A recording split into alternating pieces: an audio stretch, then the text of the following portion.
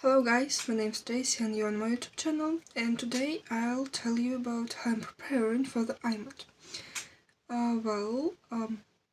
First of all, this year I'll pass my IMAT for the second time because the previous year, 2025, I've already done this and it wasn't really good for me because I had only like 3 weeks to prepare and I scored only 50 marks out of 90.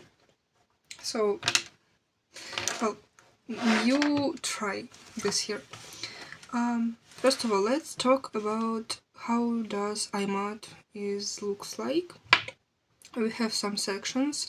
This is logical reasoning, general knowledge, chemistry, biology, physics, and math. Math and physics is one section, as well as general knowledge and logical reasoning. Biology is the biggest section of the IMAT. It is 23 questions in this section, so if you know biology, you have a really good chance to pass this exam. And for this section, I use this textbook. It's IB Diploma Biology. And how do I actually study? I obviously read the paragraph, read the topic, and then I make a conspect. Something like this, so I rewrite the main concepts and all the stuff. After I did this, I reread my conspect and answer the questions which I have in this textbook. After that, I just, move to the next topic and maybe in 1 hour or 2 hours, I try to recall what I've learned in biology section.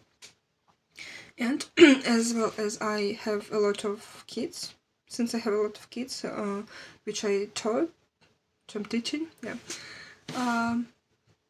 so I can explain them these topics, so I better understand them and also learn.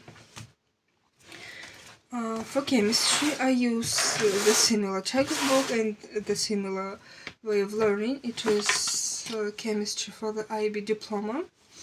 But in chemistry, I do a little bit this thing, but a little bit different way. I also read the paragraph, conspect them, and recall. But also, I am trying to do as much tasks as I can.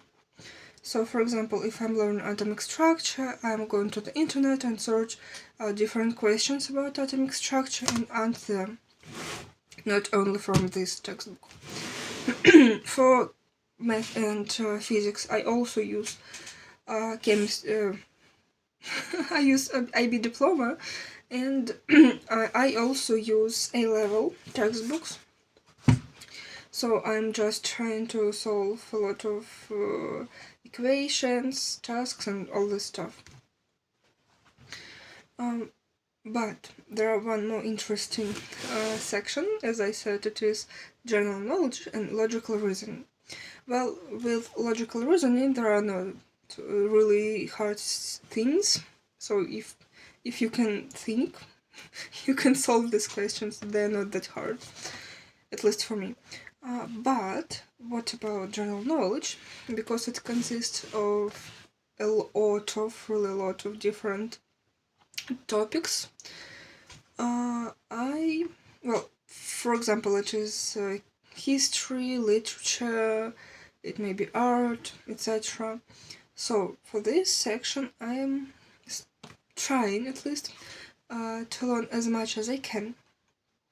For example, for history, I am reading the world history and the history of Europe, as well as I watching videos on YouTube or different lectures.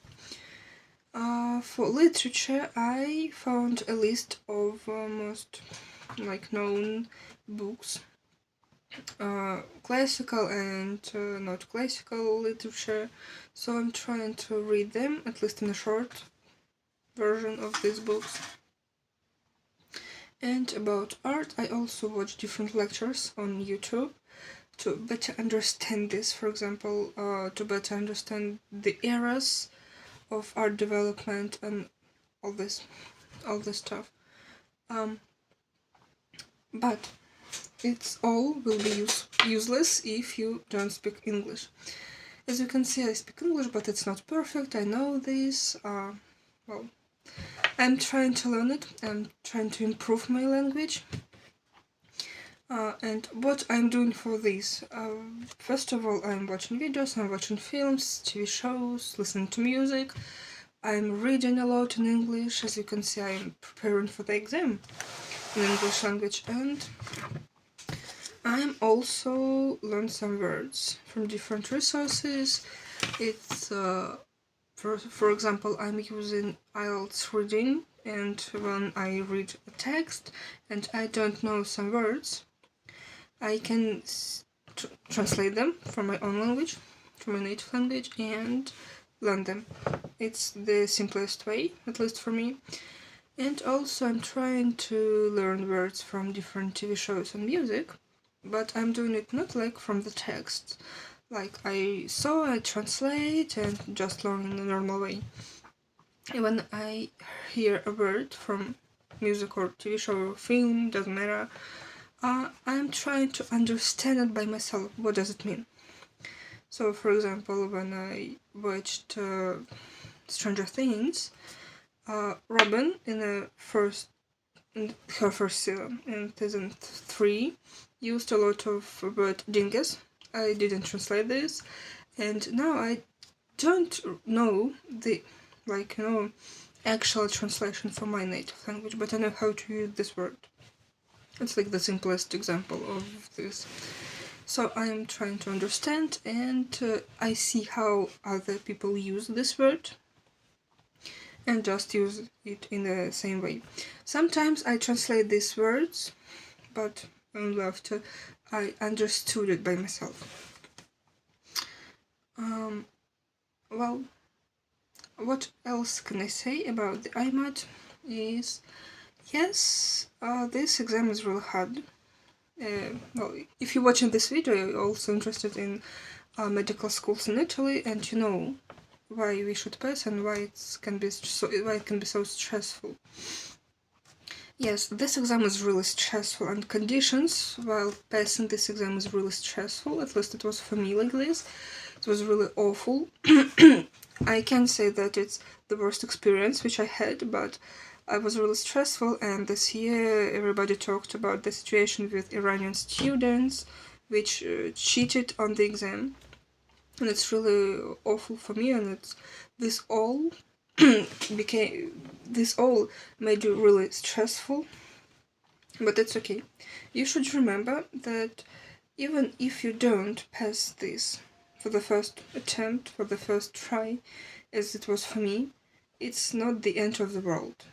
Yes, it's bad. It really makes you feel bad and anxious, and it's all the bad feelings.